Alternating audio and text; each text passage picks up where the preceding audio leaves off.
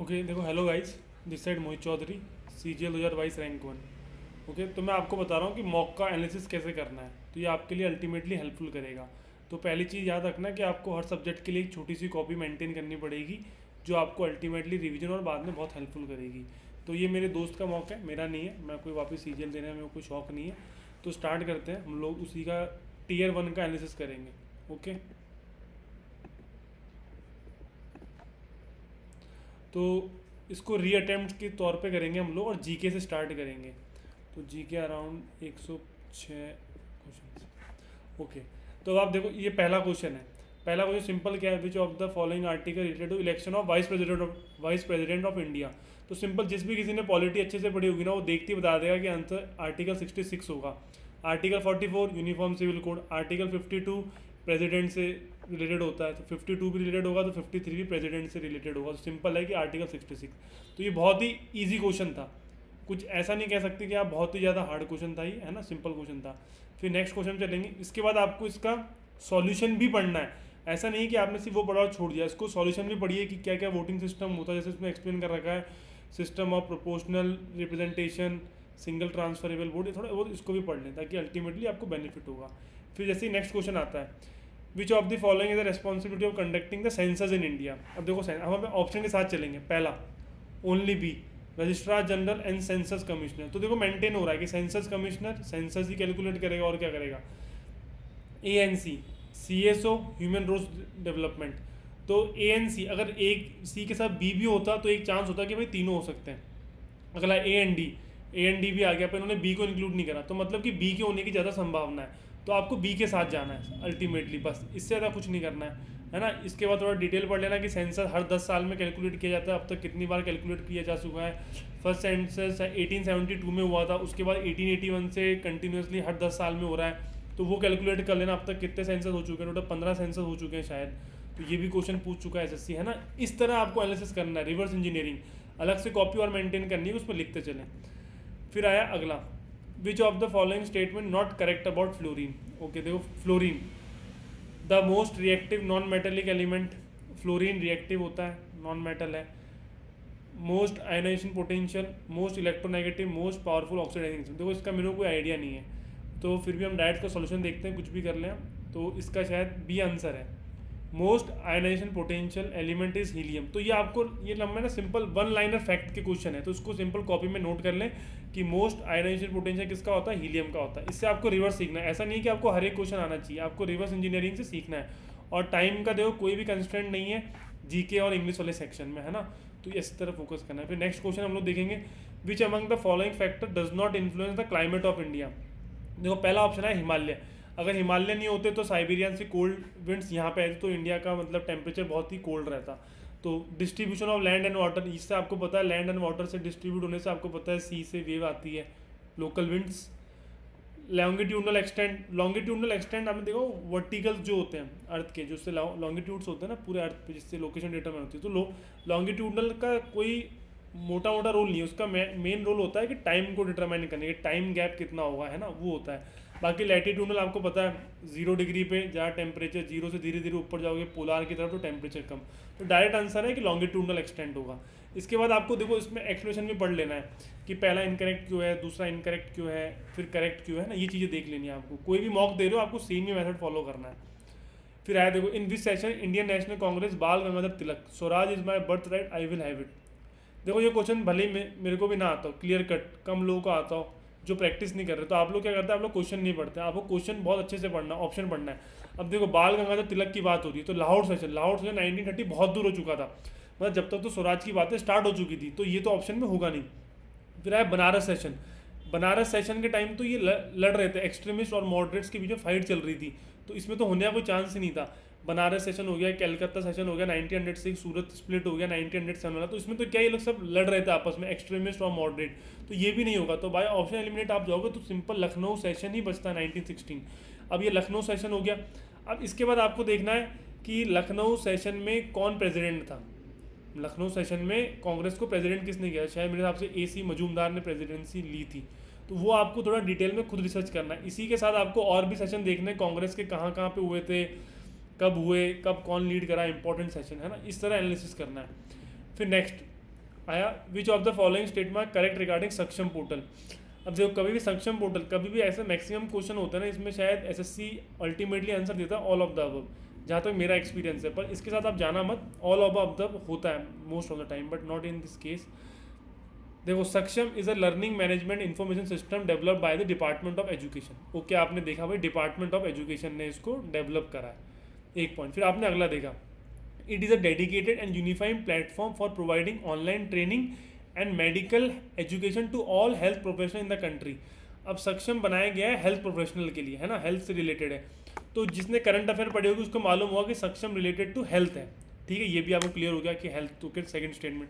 फिर अगला है सक्षम stand for service advance knowledge for sustainable health management. तो इससे आप देखोगे हेल्थ से कोइंसाइड कर रहा है, तो नॉट मतलब ऐसा नहीं होगा कि एसएससी बिल्कुल एक एक वर्ड घुमा देगा कि सस्टेनेबल की जगह कुछ और लिख दे, है ना। तो ये स्टेटमेंट करेक्ट होने की संभावना है।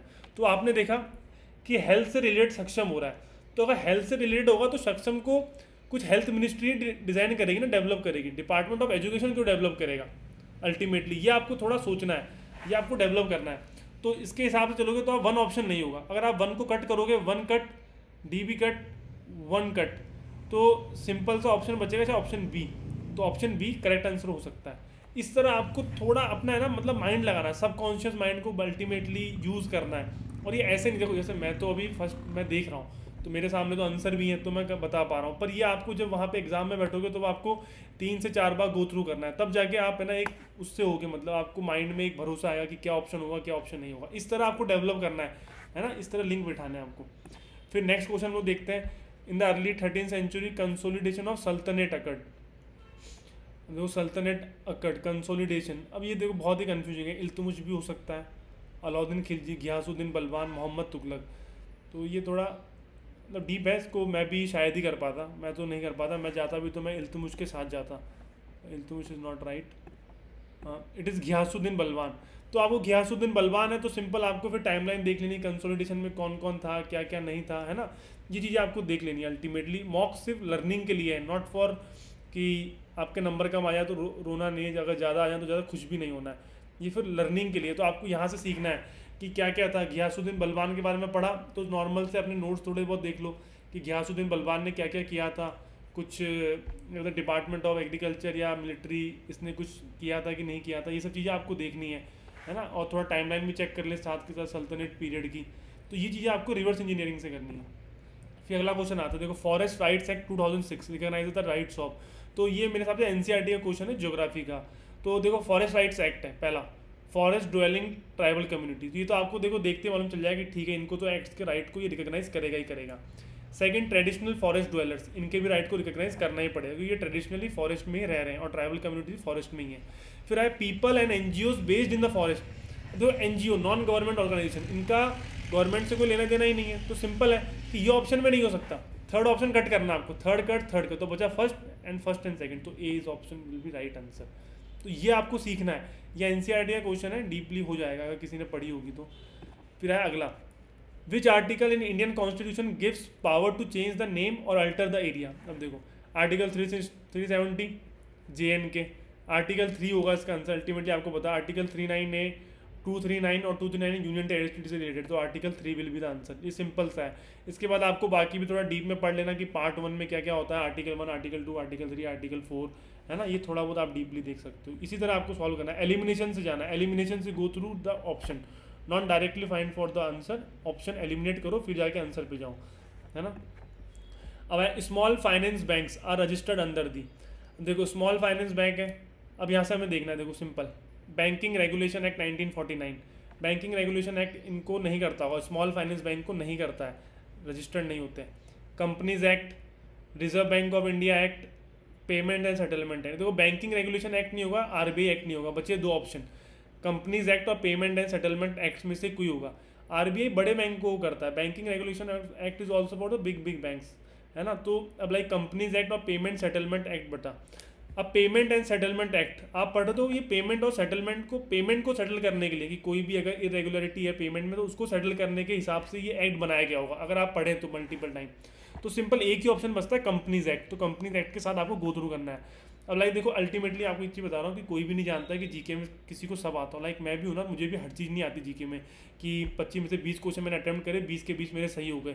अल्टीमेटली मेरे को भी, अगर मैंने जब दिया 25 में से मेरे को 15 सवाल ही आते होंगे, 15 के बाद मेरे को 2 ऑप्शन एलिमिनेट करके ऑप्शन तक जाना पड़ा, तब जाके मेरा स्कोर आया। आपको लगता है कि जो 100% आता है उसी को अटेम्प्ट करूंगा, आपने सोचो 25 सवाल आए, 25 में से आपने 15 सवाल करे कि आपको 110% आते हैं, 15 में से घट जाते जाते आपके 3 सवाल गलत हो गए, तो 12 या 36 नंबर, 36 के बाद 3 नंबर और माइनस कर लो, 33 नंबर आए, और यहीं पे आप 20 नंबर की लीड खो चुके हो बाकी बच्चों के कंपेयर में। तो अटैम्प्ट को बढ़ाएं, मॉक से अटैम्प्ट को बढ़ाने की कोशिश करें। अल्टीमेटली यही मैं कहना चाह रहा हूँ। और थोड़ा एक्यूरेसी पे भी ध्यान रहे, ऑप्शन एलिमिनेट करें और ऑप्शन को पढ़ें बार बार। जो क्वेश्चन आपका सही है उसका भी एक्सप्लेनेशन देखें कि मैंने किस तरह उस टाइम क्या लॉजिक लगाया था और मतलब सॉल्यूशन में क्या दे रखा है, इसको भी अप्लाई करें। फिर आता है which one of the following is not correct about CRR। अब CRR आपको पता है, CRR इज मतलब रेगुलेट करने के लिए होता है मनी सप्लाई को। अगर RBI CRR को बढ़ा देगी तो मार्केट के अंदर इन्फ्लेशन बढ़ जाएगा, ये सब चीज़ें होती है। CRR क्या होता है कि बैंक को अपने साथ डिपॉजिट करके रखना पड़ता है ताकि कभी भी अगर पूरे के पूरे कस्टमर कहीं एक साथ मांगने आ जाए तो बैंक को लिक्विडिटी क्रैश ना हो जाए, इसलिए होता है। अब देखो पहला, CRR is a part of banks deposit with the RBI, is a बिल्कुल करेक्ट आंसर है, करेक्ट है। Banks can not land CRR, banks कभी भी CRR को लैंड नहीं कर सकते। देखो ऑप्शन इस नाम में लिखा है कैश रिजर्व रेशियो, जो बैंक को अपने साथ होल्ड करना पड़ेगा, बैंक किसी को दे नहीं सकती ये अमाउंट। फिर है bank earn interest on CRR, अगर बैंक किसी को पैसा ही नहीं दे सकती तो बैंक इंटरेस्ट कैसे कमाएगी? इंटरेस्ट तो तभी कमाएगी ना जब बैंक किसी को देगी पैसा लोन पे, तो बैंक नहीं कर सकती। CRR is use to regulate money supply, CRR use ही होता है RBI के द्वारा मनी सप्लाई को रेगुलेट करने के। CRR बढ़ाओगे तो मार्केट में डिमांड सप्लाई कम हो जाएगी, CRR कम रहोगे तो मार्केट में मनी सप्लाई बढ़ जाएगी। ये अल्टीमेटली लॉजिक है कि अगर किसी ने पढ़ी इकोनॉमिक्स तो वो समझ जाएगा। तो सिंपल इसमें क्या होगा, BC आंसर होगा, है ना, नॉट करेक्ट में। तो ये आपको देखना था। अब नेक्स्ट अब है in prokaryotes dash are associated with the plasma membrane of the cell and this. अब देखो प्रोकैरियोट्स है, प्रोकैरियोटिक अगर किसी ने पढ़ा होगा, प्रोकैरियोटिक का सिंपल सा है कि उसके अंदर सेल ऑर्गेनल्स नहीं होते हैं, तो माइटोकॉन्ड्रिया भी नहीं होगा, एंडोप्लाज्मिक रेटिकुलम भी नहीं होगा, बचा क्या, राइबोसोम्स और साइटोप्लाज्म बचा। तो सिंपल कोई भी होगा, कोई भी, तो वो राइबोसोम्स के साथ ही जाएगा, है ना, तो राइबोसोम्स के साथ ही आपको जाना। अल्टीमेटली देखो साइटोप्लाज्म इज लाइक लिक्विड, तो राइबोसोम्स होगा। और इसके साथ फिर आपको ऑप्शन भी पढ़ना है कि क्या होता है राइबोसोम्स का काम क्या है, राइबोसोम्स किस किस में मिलते हैं, माइटोकॉन्ड्रिया और प्लास्मिड के अंदर मिलते हैं, राइबोसोम किसका सिंथेसिस करते हैं, प्रोटीन का करते हैं, ये सब आपको चीज़ें देखनी पड़ेगी, है ना। तो ये हो गया। अब हम लोग नेक्स्ट क्वेश्चन पे चलेंगे। विच of the following committee recommended the 3-tier Panchayati should be replace by 2-tier Panchayati system. अब देखो ये थोड़ा लक्ष्मीकांत का क्वेश्चन है, अगर किसी ने डीपली पॉलिटी पढ़ी होगी तो उसको याद होगा, या फिर किसी को लूसेंट के अच्छे से फैक्ट याद होंगे। तो अगर जो फर्स्ट टाइम रिकमेंड करने वाले थे बलवंत राय मेहता कमेटी वाले थे, और सेकंड टाइम जो जिन्होंने कहा था उसको रिप्लेस करना है वो अशोक मेहता जी कमेटी के थे, तो इसका अशोक मेहता कमेटी आंसर होगा, जिन्होंने कहा था कि 3 tier को 2 tier में ही चेंज करना चाहिए। फिर GV के राव कमेटी भी बनी थी, थंगन कमेटी भी बनी थी, हनुमंता राव कमेटी भी बनी थी। तो ये सब चीज़ें उससे रिलेटेड है। अगर किसी ने लक्ष्मीकांत पढ़ी तो उसे शायद वो डायरेक्टली कर सकता है, अदरवाइज लूसेंट किसी ने पढ़ी और फिर PYQ अच्छे से कराओ, PYQ में रिपीटेड क्वेश्चन है ना।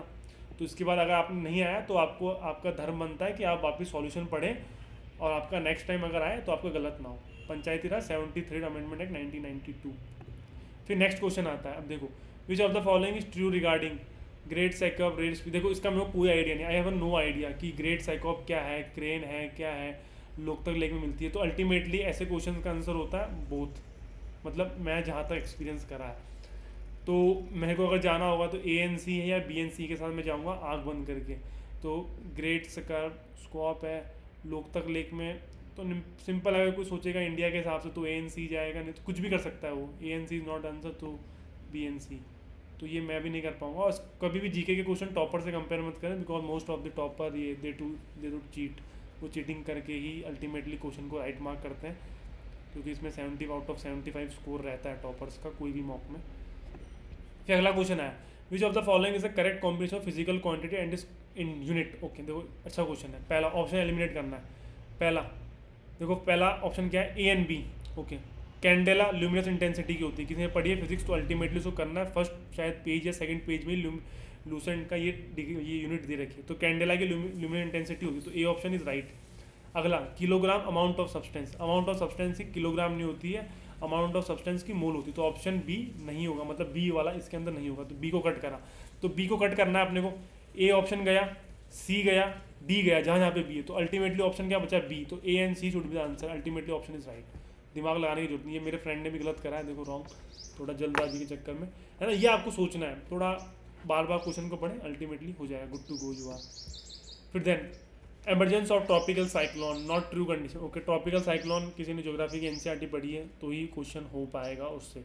अब देखो ट्रॉपिकल साइक्लोन बनना है, large and continuous supply of warm and moist air. Simple सा रूल है, साइक्लोन बनना है तो उसको large and continuous moist air चाहिए ही चाहिए, तभी जाके साइक्लोन की कंडीशन फुलफिल होगी। स्ट्रॉन्ग कोरोलिस फोर्स, अगर कोरोलिस फोर्स जीरो होगा तो साइक्लोन डेवलप ही नहीं होगा। कोरोलिस फोर्स जीरो कहाँ पे होती है, इक्वेटर पे होती है, तो इक्वेटर पे साइक्लोन नहीं बनते हैं। तो इसलिए आप देख सकते हो ये ऑप्शन भी सही है, स्ट्रॉन्ग कोरोलिस फोर्स होना चाहिए। अनस्टेबल कंडीशन, अब देखो स्टेबिलिटी क्या होती है, जब क्लाइमेट बिल्कुल स्टेबल है, वेदर बिल्कुल स्टेबल है। अनस्टेबिलिटी कब होगी, जब रेनफॉल हो जाएगी, जब अचानक से क्या कहते हैं साइक्लोन डेवलप हो जाएगा। तो अनस्टेबल कंडीशन होनी ही चाहिए साइक्लोन बनने के लिए। तो फर्स्ट भी सही है, सेकंड भी सही है, थर्ड भी सही है। Presence of strong vertical wind edge, ये नहीं होनी चाहिए, एब्सेंस होती है। स्ट्रॉन्ग वर्टिकल विंड एज नहीं होनी चाहिए, एब्सेंस होता है इसका। तो किसी ने एनसीईआरटी पढ़ी है तो ही वो सॉल्व कर पाएगा ये क्वेश्चन। बाकी अगर आपने नहीं पढ़ी तो आप यहीं से इसका एक्सप्लेनेशन देखें और रिवर्स लर्निंग से अपनी नॉलेज को इन्हेंस करें, है ना। और प्रीवियस ईयर क्वेश्चन लगाते रहें, अल्टीमेटली मैं बता रहा हूँ। साथ में 2023 के जो प्री में क्वेश्चन है उनको भी पढ़ लें, है ना, क्योंकि 2-3 क्वेश्चन भी रिपीट हो गए तो 3 या 9 नंबर होते हैं, जो बहुत अच्छे नंबर होंगे अगर आप स्कोर इन्हेंस कर पाएँ तो। फिर नेक्स्ट क्वेश्चन पे चलते हैं। इन अप्रैल 2023 विच ऑफ द, ये सिंपल करंट अफेयर का क्वेश्चन है तो मुझे कोई आइडिया नहीं है, ये सिंपल कुछ भी मार्क करके आप अपना मतलब जिसने पढ़ी होगी वो कर पाएगा। Himachal Pradesh is the right answer, है ना। तो करंट अफेयर का क्वेश्चन है ना, तो ये करंट अफेयर प्रिपेयर करनी चाहिए आपको लास्ट 6 महीने की कम से कम। Next, which of the following is not correct. Okay देखो, many species of polyphyra Laminaria Sargassum. अब देखो मरीन एल्गी यूजेस फूड, अब मेरे को सार्गसम का मैंने पढ़ रखा है कि सार्गसम अगर आपने कहीं पढ़ा हो, ये प्रीवियस ईयर में रिपीटेड है, ज्योग्राफी का सार्गोसो सी से रिलेटेड है, तो वहाँ सार्गसम एल्गी भी पाई जाती है। Algae as used as a food, okay first option is right. Chlorella space traveller, ये लूसेंट के अंदर क्लियर कट देखा कि क्लोरेला स्पेस ट्रैवलर यूज़ करते हैं एज अ फूड सप्लीमेंट के लिए यूज़ करते हैं, तो ये भी है। तो 2 ऑप्शन में कोई डाउट नहीं होना चाहिए आपको। अब आपको अगला देखना है, सी और D. The algae are divided into main classes, Chlorophyceae, Phaeophyceae, Rhodophyceae. तो सी और डी में मेरे को डाउट है कि सी करूँ या डी करूँ। तो नॉर्मली कि डी इज़ नॉट हमेशा होता नहीं है, तो मैं सी के साथ ही जाऊँगा, है ना। सी एल्गिन इज़ यूज टू, अब आपको इसकी एक्सप्लेनेशन पढ़ लेनी है कि क्या है क्या नहीं है ना, वो आपको खुद डेवलप करनी पड़ेगी। ओके, फिर आया इंडियन काउंसिल एक्ट 1909। देखो 1909 किसी ने पढ़ा होगा, सिंपल उसके दिमाग में सबसे पहले आएगा मॉडले मिंटो रिफॉर्म्स, कि वो मॉडले मिंटो रिफॉर्म के द्वारा लाया गया था। मॉडले वहाँ पे सेक्रेटरी जनरल थे और मिंटो वाइस रॉय थे, है ना। तो थर्ड इज़ राइट। और मोस्टली ऐसे क्वेश्चन का आंसर क्या होता है, ऑल ऑफ द अबव। तो पहले हम देखते हैं, तीसरा ऑप्शन राइट है, तो तीसरा सब में तो सबके सब होंगे। The act directly introduce the electric principle. Okay, इन्होंने इलेक्ट्रिक प्रिंसिपल इलेक्ट्रिक प्रिंसिपल भी लेके आए थे 1909 से, तो ये भी हो गया। पर अल्टीमेटली देखो मेरे को सेकंड ऑप्शन का कोई डाउट नहीं है। सेकंड जो स्टेटमेंट है, Indian members were appointed in vice Roy council in is white halls, तो सिंपल अगर नहीं आ रहा है तो मैं most of the time all of the above के साथ ही जाता हूँ, अगर मेरे को कभी कोई आइडिया नहीं होता है तो, और वो मैक्सिमम टाइम सही निकलता है। तो ये हो गया। इसके बाद नेक्स्ट क्वेश्चन हम लोग देखते हैं, force of attraction between two bodies. ये सबको पता है, इन्वर्सली प्रोपोर्शनल किसके होता है, square of the distance, F is equals to G M M upon में आर स्क्वायर। किसी ने फिजिक्स पढ़ी है तो अल्टीमेटली कर देगा स्क्वायर ऑफ द डिस्टेंस, पर थोड़ा आराम से पढ़ें। कभी होता है कि आप जल्दबाजी में स्क्वायर रूट लगा देता है कोई, कि फर्स्ट ऑप्शन देखा स्क्वायर जल्दी जल्दी लगा दिया, तो ये नहीं करना है ना। बिल्कुल आराम से करना है, टाइम का कोई भी इशू नहीं है, बिल्कुल ईजिली करें। फिर नेक्स्ट हम लोग देखते हैं कृषि उड़ान स्कीम। तो कृषि उड़ान स्कीम में देखो मेरे को कोई भी आइडिया नहीं, कृषि उड़ान स्कीम रिलेटेड करंट का है, किसी ने पढ़ा होगा तो प्रिपेयर कर लेगा, पर मैं हमेशा ऑल ऑफ द अबव के साथ जाऊँ, इसमें 2 से ज़्यादा स्टेटमेंट होती है, तो 1 और 2 के साथ गया। आई हैव नो आइडिया, तो सिंपल आप ये पढ़ सकते हैं, जो एक्सप्लेनेशन होगी आपको खुद भी पढ़नी पड़ेगी, जहाँ से भी आप मॉक देने, कोई भी मॉक लगाएं, अल्टीमेटली मॉक लगाने से मतलब है ताकि आप एक एग्ज़ाम में गो थ्रू हो जाएंगे, क्योंकि ये 1 डे एग्जाम है, all exam is about confidence का एग्जाम है ये, कि आप फर्स्ट डे कैसे परफॉर्म करते हैं, तो आपको तैयारी अभी से करनी पड़ेगी। Who discovered the ribosomes in the cell. Ribosome George E Palade ने डिस्कवर किया था। आपको और भी पता होना चाहिए कि माइटोकॉन्ड्रिया किसने करा, लाइसोसोम किसने करा, ये सब चीज़ें आपको पता होनी चाहिए, एसएससी पूछता रहता है, तो आप वहाँ पे भी उम्मीद कर सकते हैं कि वहाँ पूछा जाएगा, है ना। तो नहीं आ रहा है तो रिवर्स इंजीनियरिंग से सीखें, mock is for learning. Okay, फिर आया neopentane also called is double branch chain alkane with 5 carbon atoms with the chemical formula C5H12, C5H12। अब देखो जहाँ तक मेरे को लग रहा है डाईमिथेल ब्यूटेन नहीं हो सकता, मिथेल ब्यूटेन, आइसोब्यूटेन, 2 डाईमिथेल। देखो मेरे को आइडिया तो नहीं है, ultimately I have no idea, पर कहीं ना कहीं पे ना डी होने के ज़्यादा चांसेस हैं। अब पता नहीं ऐसा क्यों मेरे को लग रहा है, पर होने के चांसेस बहुत ज़्यादा हैं। नियोपेंटेन C5H12, तो ठीक है आप कुछ भी करें, मतलब नहीं आ रहा तो कोई इशू नहीं है ना, सेकेंड ऑप्शन है इसका। तो इससे आप सीख सकते हैं neopentane is a flammable gas. अब देखो अभी आपने यहाँ पे मिल गया कि neopentane is a flammable gas at room temperature. Okay, तो ये आपको सीखना था, इससे मेरे को भी नहीं आया, आपको भी नहीं आया, कोई मतलब नहीं है ना, किसी टॉपर को नहीं आया। तो नियोपेंटेन आपने सीख लिया रिवर्स इंजीनियरिंग से, कि नेक्स्ट टाइम अगर ऐसा सवाल कहीं रिपीट होता तो आपका गलत नहीं होना चाहिए, आपको एक कॉपी में लिख लेना है कि neopentane flammable gas formula 2 dimethyl propane, है ना।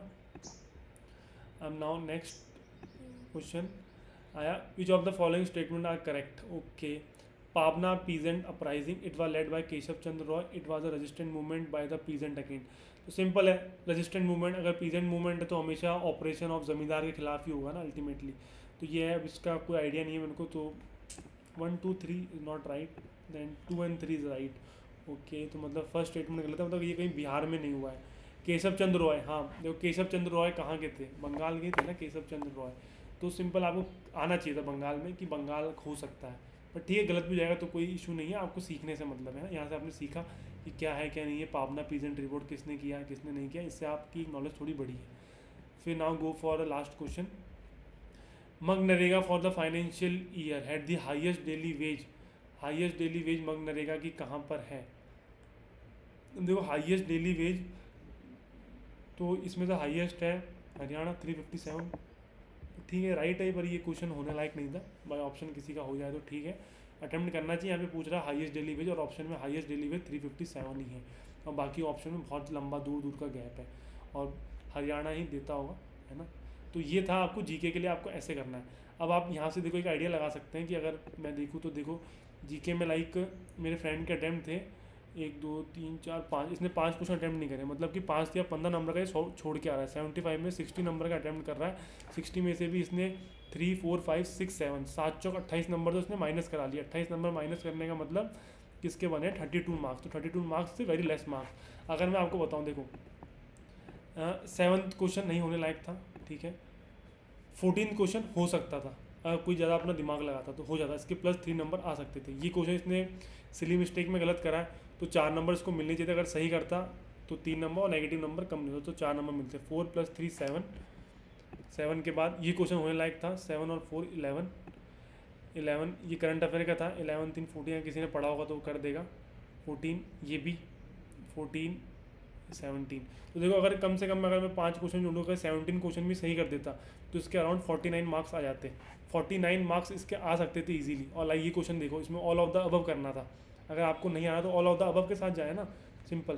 तो इसके +4 नंबर जोड़ें, 21 नंबर बढ़ जाते। तो इसी तरह ये आपको एनालिसिस करना है कि आपके मॉक में किस तरह आपको नंबर बढ़ाने हैं, इस तरह। ये तो मैंने सिर्फ इसका जीके का बताया, इसके अराउंड शायद 299 का स्कोर था, और अल्टीमेटली ये ईजिली +20 नंबर इस जीके में बढ़ा पा रहा है। 15 से 20 नंबर बढ़ाने का मतलब आपकी रैंक कहाँ से कहाँ बढ़ जाएगी, है ना। तो ये मेरी तरफ से जीके का था, और ये थोड़ी वीडियो लंबी हो जाएगी, तो मैं अगला वाला जो मैथ्स का होगा वो नेक्स्ट वीडियो में बता दूंगा। Okay, good bye.